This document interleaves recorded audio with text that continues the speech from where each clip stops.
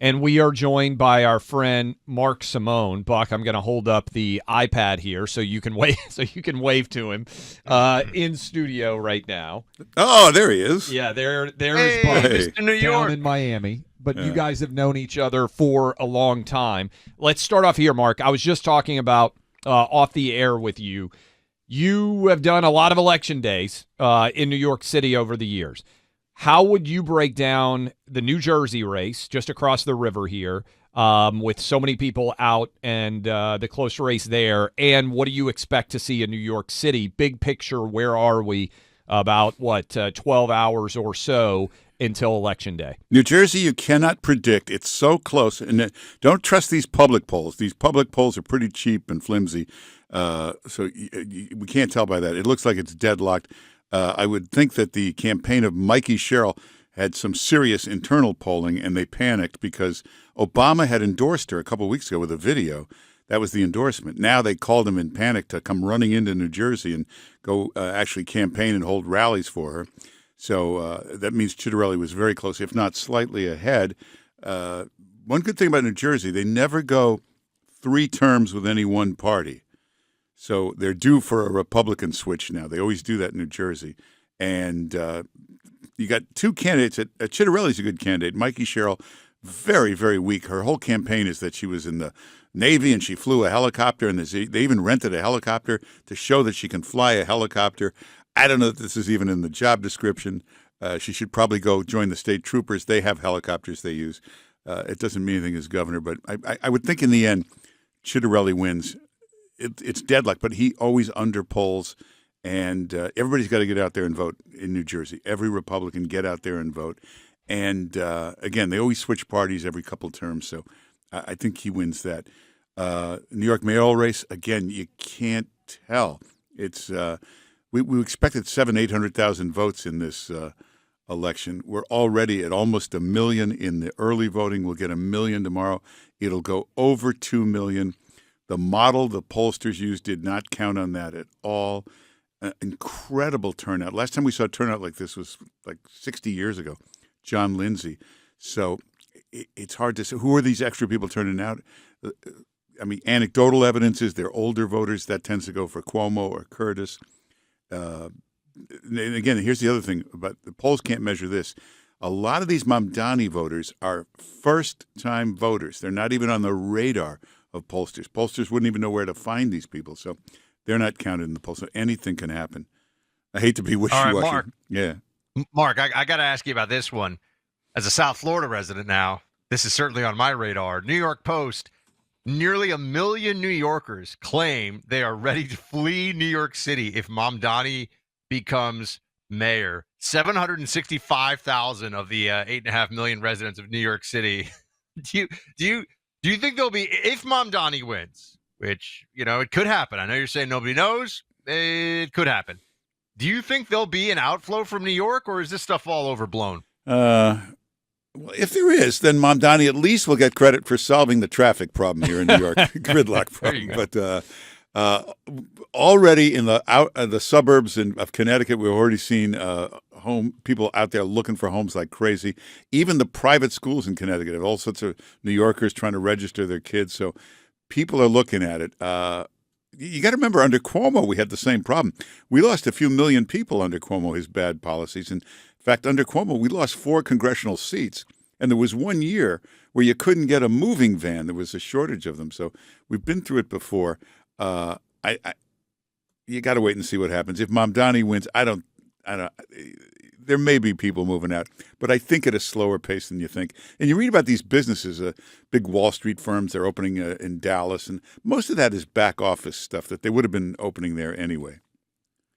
Now, what is your biggest concern, though, if Mamdani wins? One question we've been banding about here is, what can he really do that's really bad, right? Some of the stuff that he's saying, it's like listening to the guy who's running for student council president in high school who's like, and we're going to have like a jacuzzi in every classroom. And, it's absurd. It's not going to happen. But there are things that as mayor he would be able to do. What are the concerns that you have, Mark, about if this guy does end up as the mayor, he would be able to really make a mess of things. How? Yeah, he has no control over the buses. That's the state. He has no control over rent, anything. Taxes, that's the city council. The one concern, and it's the only one, the big one, is the police department. He could put in a really bad police commissioner, a real left-wing kook of a police commissioner who could stop enforcing certain laws, pull back the police on all kinds of things. I'm glad you mentioned that, Mark, because I was reading over the weekend. Mamdani keeps saying, I'm going to keep Jessica Tisch in. But then he got pressed on it. I don't know if you saw this, Buck, because I know you've known Jessica Tisch for a long time. He got pressed on it, and he said, well, I haven't actually spoken to her and asked her to stay. Yeah. So he keeps saying to try to make people think, oh, she's done a good job. New York is safer because she's arresting people, and she has done a really good job. But, Buck, he hasn't even spoken to her. So, I mean, all the time you spend campaigning and you've never been able or willing to go talk to the head of the NYPD and ask her to stay on. Now, the answer might be that if that were to occur, she would say, well, it's inappropriate for me to talk and accept jobs from people who haven't won offices. But at a minimum, shouldn't he have just conveyed that offer? Don't you think that would make sense if he really thought she was doing a great job, Mark? We've all been at the radio stations where the new owner comes in. We're going to keep everybody. Yeah. And they do for about a month or two. So that could be the case. That. And there are a lot of people saying if he starts playing around with the police department, doing stuff like that, she wouldn't stay. She wants to run for mayor someday. So if she sees anything bad happening with the police department, she will leave immediately. She's not going to get tied to him. We saw that with de Blasio. Those kind of, those crazy ideas of domestic violence, which are the most dangerous calls, having a social worker respond. People don't point out the NYPD has tested that about 15 times over the last 30 years, and it always ends in dead social workers. Yeah. Yeah, that's not a surprise. I mean, the emotionally disturbed person, EDP, which is the NYPD shorthand for it, is a call that cops get a lot, and it's not an easy call. People don't even realize, Mark, sometimes a cop will show up and someone is suicidal, whether they're going to jump or they're going to, take their own life with a firearm. Sometimes they decide they're going to take somebody with them right before they go. So it's actually a very high stress and difficult situation, very dangerous situation. And to your point, the notion that you would just send a social worker to try to tell somebody, hey, get away from the edge of the bridge. Sometimes they grab people and try to pull them off the edge of the bridge with them. So, this is what the cops have to deal with on, unfortunately, a far too regular basis. So we got the Mamdani situation playing out here. Cuomo and Sliwa. How much of Sliwa staying in, Mark? I know you know Curtis personally well, a long time. We had him on the show last week. He made his case, and we heard him out on this. How much of what we're seeing is just these two guys just can't stand each other? Cuomo and Sliwa, there's real personal beef. Yeah, nobody likes Cuomo. Everybody voting for him will tell you how much they hate this guy. He did so much damage to New Yorkers. They hate this guy. But it's like, what was that? Remember the election in New Orleans where the guy was in prison? He just got out of prison. He was the worst guy in the world. But he was running against David Duke. So you had to vote for this ex-con. But Curtis, I talked to Curtis earlier today.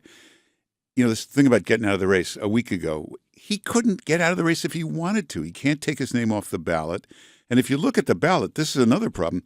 It's Mamdani and Curtis. Those are the two names at the top of the ballot. Cuomo is 8 spaces down. You got to go hunt for him on the ballot.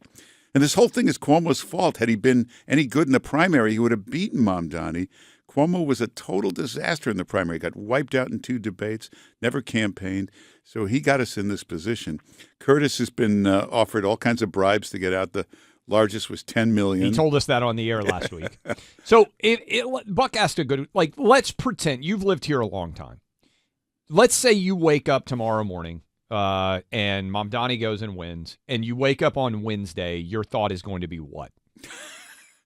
Well, at least we stop Cuomo. You'll have a show to go talk. Actually, we don't want Mamdani to win, but for us, it would probably be the best thing. We'd have plenty to talk about every day. It'd be like the pandemic.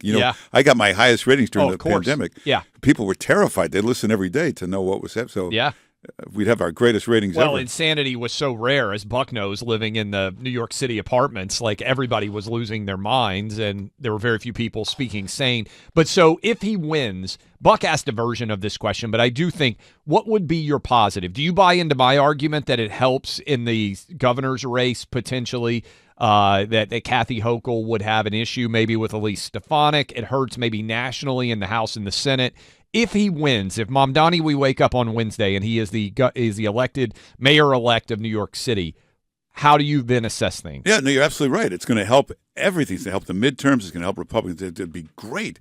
Well, we'll get wiped out, but it's like your whole house burns down. But it's good for the fire department. It's helping them. But I would tell people we got through 8 years of de Blasio. It was bad, but we got through it in one piece. And most of the Mamdani team, they're ex-de Blasio team. So it'd be a lot like de Blasio. What would you say, Mark? Because you were willing. I remember we talked when Eric Adams first came into office. You were willing to give him a chance to do good things for the city. What would be your, A to F, your grade? He dropped out of the race. He knows he can't win, so he's not going to be mayor anymore. Eric Adams, all-in grade as mayor for the city of New York. Well, see, the problem is Eric Adams. The first 3 years, total disaster. He brought in the worst people. Most of them got indicted, arrested. It was horrible. He had some more police commissioners in 3 years than we had in the last 30. But then the final year was great. He brought in Randy Mastro, who was Giuliani's top guy at City Hall. He ran City Hall, so you got best guy running City Hall. He brought in Jessica Tisch, great police commissioner. In their first month, she cleaned out all the corruption, got rid of 20 or 30 major people there. So the last year he gets an A+. But the first 3 years, he gets a total F. So I don't know how you grade that. If he had done that year 2, he would still be mayor today. By the way, this is a bit funny, but Greg Abbott just tweeted, Buck, after the polls close tomorrow night, I will impose a 100% tariff on anyone moving to Texas from New York City. Look, I mean, where Buck is down in Florida, where I am in Tennessee, I got to be honest with you. I think there's going to be in Texas where Governor Abbott is. I think there's going to be a lot of New Yorkers saying, heck, I'm going to get screwed here. Why am I paying 14% state income tax when places like Tennessee, Texas, and Florida have none? And heck, Buck may not even have property taxes soon. They're talking about doing away with them completely in Florida, which is just another sales point. We should just make him Emperor DeSantis of Florida forever. It's just a governor. It's okay. We just make him Emperor DeSantis of Florida. It would be fabulous. Mark, we'll have to check in with you and see how this all goes tomorrow, but thank you for sharing the expertise. Always appreciate your perspective. All right. Thanks for the great show every day. For all the for all the holiday bills coming your way, there's one way you can save money, your cell phone. Cut your cell phone bill in half by switching your service to Pure Talk.